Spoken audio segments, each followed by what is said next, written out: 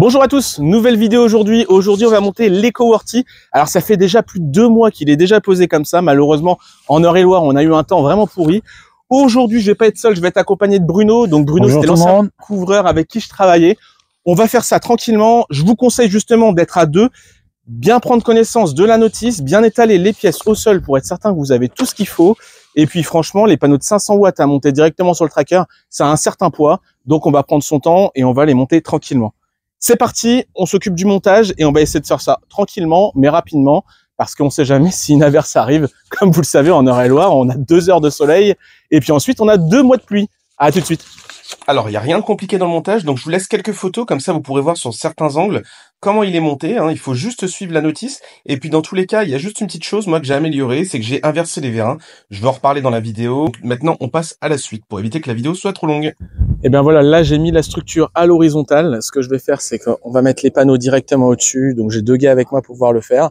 Ici, j'ai démonté le premier panneau, il va y avoir le deuxième à démonter et ensuite à les mettre à l'horizontale avec un petit escabeau que je vais aller chercher.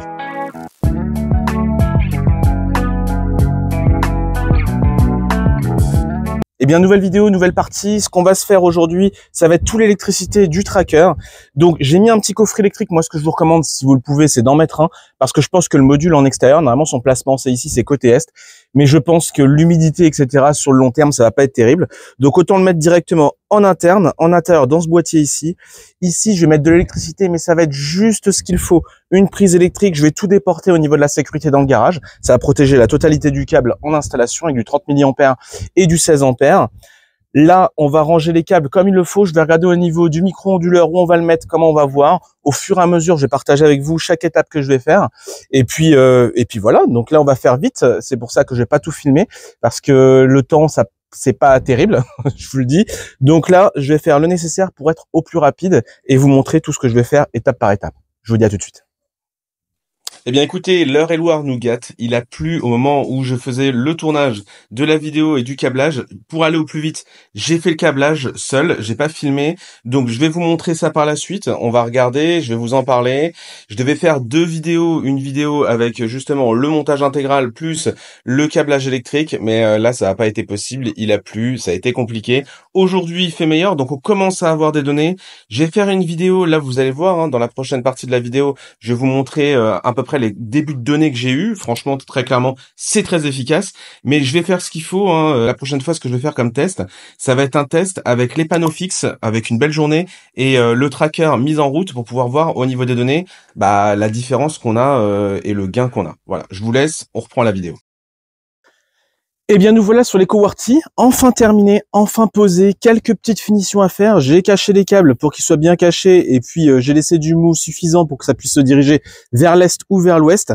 Écoutez, il y a des petites améliorations à faire. Pour moi, ce que j'ai fait déjà et ce que je vous dis de faire, c'est d'inverser les vérins. Alors ça, c'est important. Pourquoi? Ça évite que l'humidité, en fin de compte, glisse sur le vérin en interne. Là, vous les inversez au niveau des plans. Il faut faire bien attention. Je vais aller vous faire un petit zoom par la suite pour la conclusion.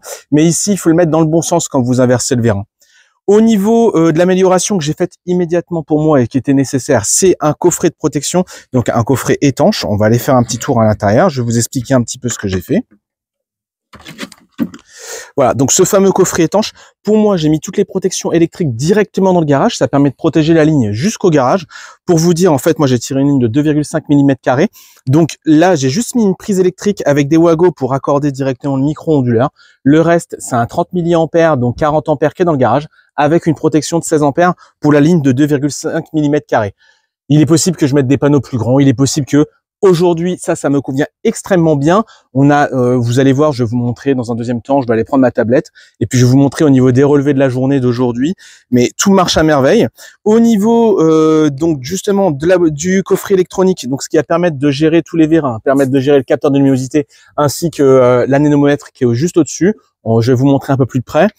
Eh bien, je l'ai mis en intérieur et j'ai fait des prolongements de câbles. Alors ça a été utile de faire des prolongements de câbles parce que moi, il était hors de question dans ce coffret ce coffret étanche de faire en fin de compte des trous en haut, à gauche ou à droite.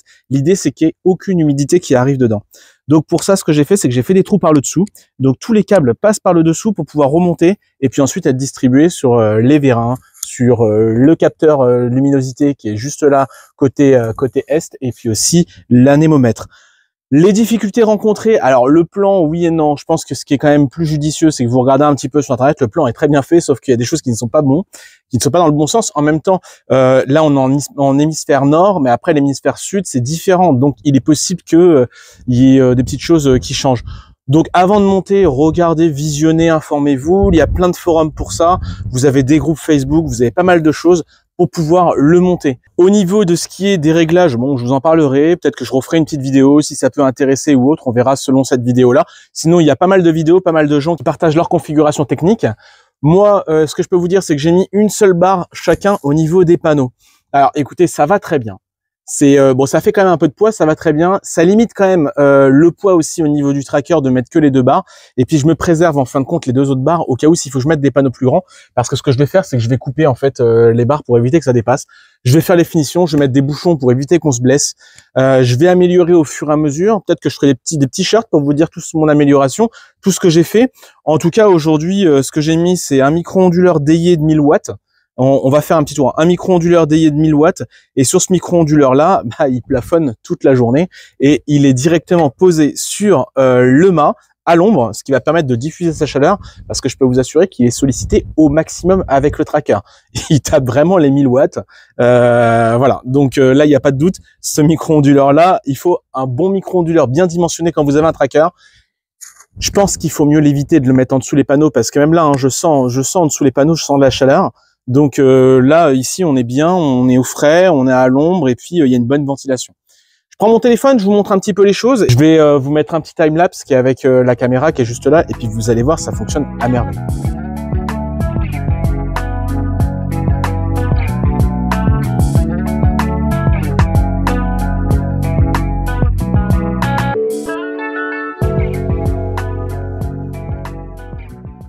Eh bien, nous voilà, j'ai repris la tablette, comme ça je vais pouvoir vous montrer quelques données brutes pour le moment, hein, puisque de toute façon je suis déjà en test depuis un moment, je vais vous en parler justement. Est-ce qu'un tracker solaire est efficace quand il fait sombre ou autre? Ben, ça, je peux déjà vous répondre aujourd'hui parce que j'ai déjà pu le voir.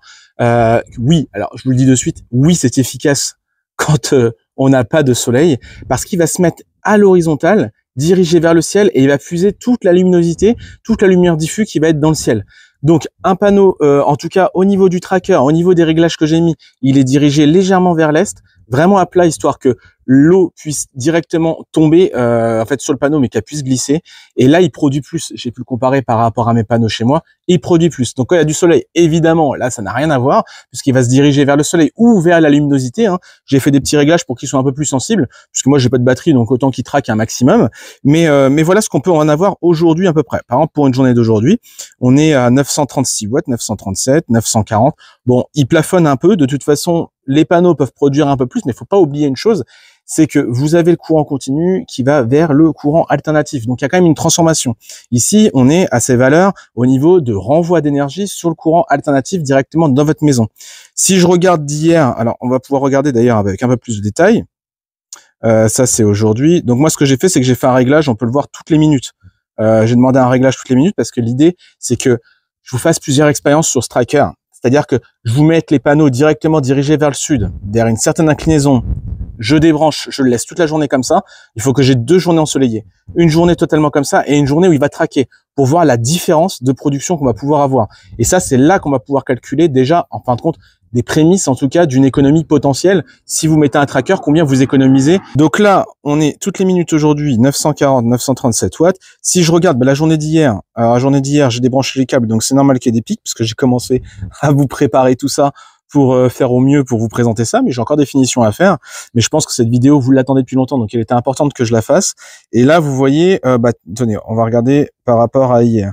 Hier, on a commencé à produire, on est loin d'être en été, à 7h48. Donc à 7h48, on a commencé à produire quand même 5 watts, une petite charge d'un téléphone tranquille, à 7h48, et puis après, vous voyez, ça monte immédiatement. Hein. Et encore, moi, j'ai un petit peu de... si vous voyez, j'ai l'ombre du câble qui est juste derrière, une ombre portée sur les panneaux. Bon, j'ai regardé, ça n'impacte pas trop le résultat, mais voilà, ça donne une idée, et c'est pour ça qu'à partir de 10h, là, on commence vraiment à avoir une production maximale, et hier, par contre, on est monté à 970 watts à peu près. Ce qui serait important, c'est de voir le courant DC, en tout cas, la puissance des panneaux en DC. On va regarder ça, et c'est ça qui est vachement bien avec ce micro-onduleur, c'est qu'on peut tout regarder, et là, on voit, vous voyez, hein, 508, 507 watts, vous avez 508 watts, Voilà. Donc, évidemment, le courant continu est plus fort. Transformation en courant alternatif, un peu moins élevé, ce qui paraît totalement logique. Je vous montre tout ça, je fais un petit tour, je vous montre comment j'ai disposé tout ça. Et puis, ce qu'on fait par la suite, c'est que je reviendrai vers vous pour vous donner, on va faire des vidéos test, purement test là, justement, pour voir ce que ça donne. Et en tout cas, moi, j'en suis satisfait et c'est franchement assez sympathique d'avoir un tracker à la maison. Ça fait joli, moi, je trouve ça joli, mais peut-être que je suis peut-être pas aussi objectif, mais moi, je trouve ça joli. Voilà. Je prends le téléphone et je vous montre ça. Alors, on se retrouve sur le boîtier étanche qui est juste ici, c'est ce que j'ai posé avec une vis auto-perforante. Ici, vous avez les vérins, donc vous voyez, les vérins, je les ai inversés. Ça évite qu'il y a l'humidité qui tombe au niveau du vérin, là, si on les inverse, et que le matin, bah, dans l'avenir, on sait pas trop. Donc, l'idée, c'est de les inverser. J'ai demandé à EcoWorthy, ils m'ont dit, aucun souci, on peut inverser les vérins. Donc, tout ce qu'on va avoir, c'est le câble un peu plus court.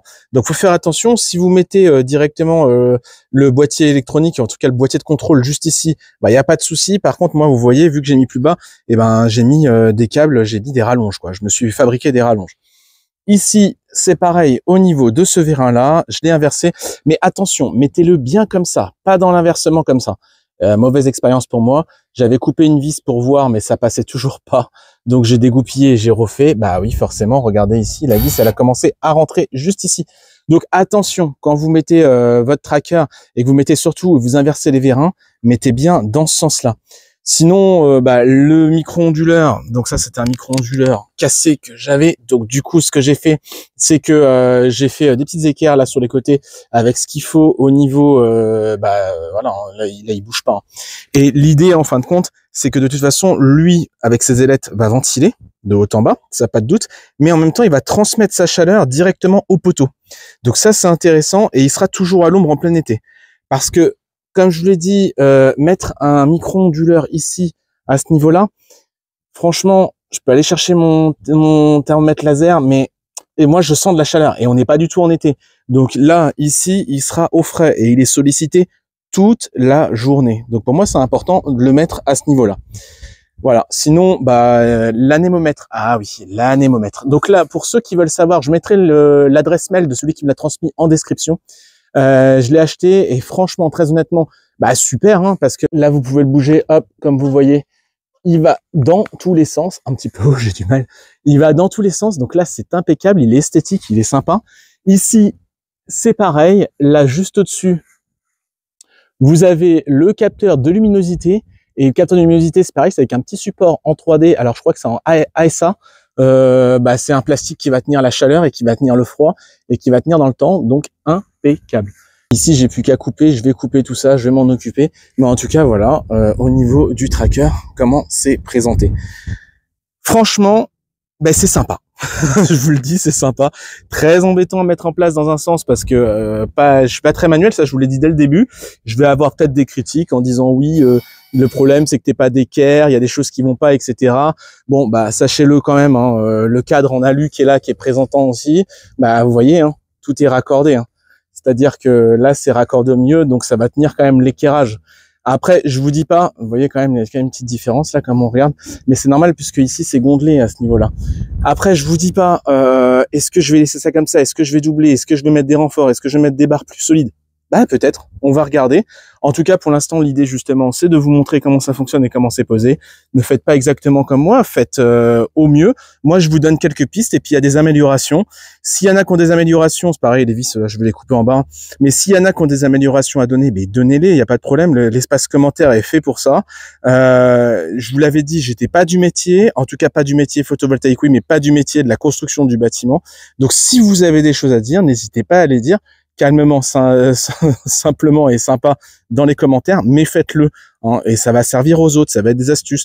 Donc ceux qui regardent ma vidéo aujourd'hui, dites-vous bien, regardez aussi les commentaires pour pouvoir avoir des bonnes idées et puis des opinions sur les choses. Parce que je vais revenir aux fondations par rapport à la partie 1, effectivement. Et même si j'ai mis des cailloux pour pouvoir, en fin de compte, caler au niveau de la ferraille, c'est-à-dire au niveau des tiges filetées en dessous, oui, effectivement, il y en a qui peuvent toucher la terre.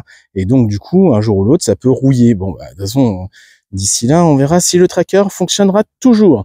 Voilà, je vous remercie à tous d'avoir regardé la vidéo. Si vous avez des choses à me dire, comme je vous le redis, dites-le dans les commentaires, c'est très important. Si vous avez des questions, pareil. De toute façon, je reviendrai, ne serait-ce que pour l'aspect technique et voir en fin de compte ce que ça a dans le ventre, c'est-à-dire après le gain qu'on va avoir et les calculs de coûts. Allez, merci à tous, à très vite.